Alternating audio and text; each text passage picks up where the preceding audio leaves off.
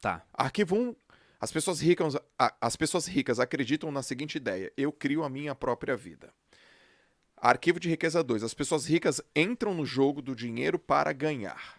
Arquivo de riqueza 3, as pessoas ricas assumem o compromisso de serem ricas. Nossa, isso aconteceu comigo. Elas não querem, vai ser legal isso acontecer, não. Elas colocam como objetivo. Isso sou eu, total. E arquivo 4, as pessoas ricas pensam grande. Escolhe uma das 4 aí e versa. Freestyle. Vou pegar o arquivo 4. Tá. A gente já falou um pouquinho disso naquela meta Exatamente. financeira, né? É, Pra quem chegou depois, esse livro é baseado em um evento, e no evento pediam pra você escrever o que de fato você ia fazer em termos de meta financeira, e todos nós botamos metas bem baixas, e acabou que a gente passou muito. Mas ele sempre, quando vai falar esses arquivos, ele ainda fala: as pessoas ricas pensam assim, as pessoas de mentalidade pobre pensam, e ele mostra que é o contrário. E o ponto é que essa parte de pensar grande é muito importante.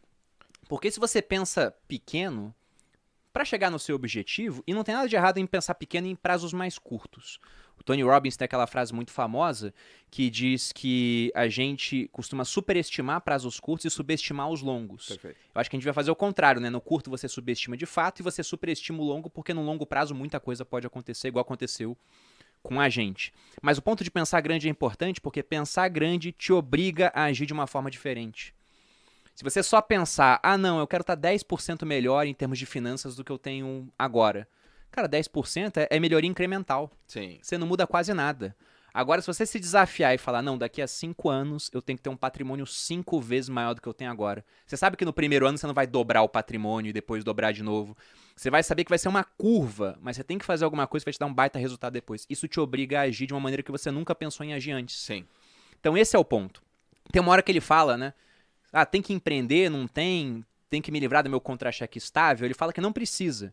Mas o único ruim de um contra-cheque estável é que isso coloca um teto para os seus rendimentos muitas vezes e te impede de fazer outras coisas. Então o ponto é: pense, né, grande, e como que você vai fazer para transformar esse teu pensamento grande de fato em ações que vão gerar ótimos resultados. Pensar grande é fundamental. Até porque pensar, grande ou pequeno, o trabalho é o mesmo.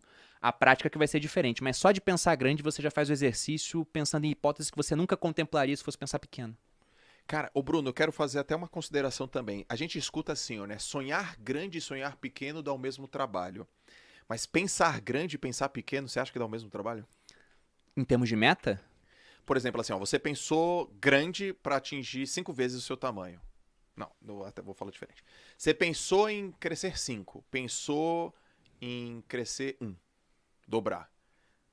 Dá o mesmo trabalho? acho que sim, cara. É.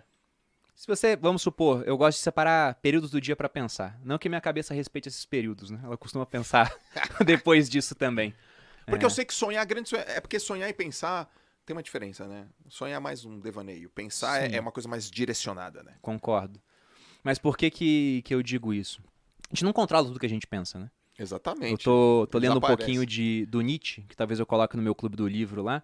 Tô pensando se eu coloco, porque a filosofia do Nietzsche é assim: ele cospe tudo num livro e foda-se você pra entender, então tem que ter uma aula antes pro pessoal aprender a ler Nietzsche e uma depois pra falar sobre o que leu. Primeiro palavrão.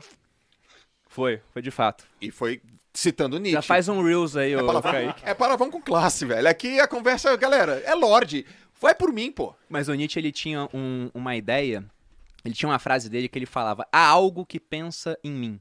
No seguinte sentido, de que o que você pensa é só uma fração daquilo que tem na sua cabeça, né? Ele fala que você tem um mar, por exemplo, e alguém num farol com uma lanterna ilumina um trechinho do mar, aquilo que você tá pensando, mas há uma série de coisas que você não tá pegando.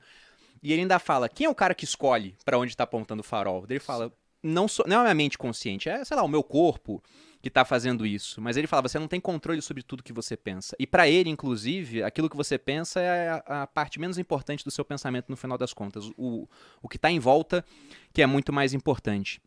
Mas por que eu tô falando isso? A gente tá falando sobre pensar grande e pensar pequeno. Pensar grande e pensar pequeno.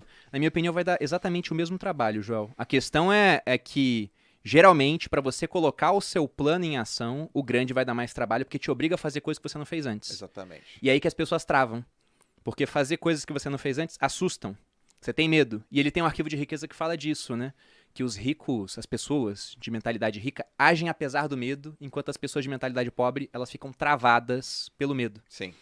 E se você deixar que o medo te trave, você não faz nada diferente. Se você não faz nada diferente, você fica no mesmo local, apenas com melhoras incrementais. O que pra quem ganha muito bem, talvez seja interessante, mas pra quem tá na merda, tá endividado, precisa de renda nova, não tá satisfeito com o trabalho que tem, é a morte, pô. É. Então você tem que fazer coisas novas. E pensar grande vai te obrigar a fazer coisas novas. Cara, uma vez estava eu, você e o Thiago, né? Não sei se todos sabem, mas eu e o Bruno, nós somos sócios, junto com o Thiago Nigro, nós somos sócios aqui no Grupo Primo. E o Thiago veio com uma colocação, ele falou assim: galera, vou fazer uma pergunta para vocês que me fizeram. E a pergunta foi a seguinte: o que você faria se tivesse dinheiro infinito? Infinito. Quanto? 100 milhões de dólares? 500 milhões de dólares. O que você faria para crescer sua empresa com dinheiro infinito? Como é que você atingiria mais pessoas? Como é que você atingiria um resultado exponencial? E a gente começou a refletir. E aí o pensamento extrapolou, né? Não, a gente falaria com a Oprah, a gente contrataria publicidade, sei lá, na final do Big Brother Brasil. Foi umas paradas muito loucas assim, né? Aí ele fala assim: agora tira o dinheiro. A mente já, ela ficou esticada. O pensamento, pensar grande faz a gente obrigatoriamente pensar de maneira exponencial. Pensar pequeno faz a gente pensar de maneira linear. É só apertar um parafuso. É, melhor incremental. Melhor incremental, melhorou um processo, cresceu. Agora, para crescer de maneira realmente exponencial, vai ter que sair da caixa.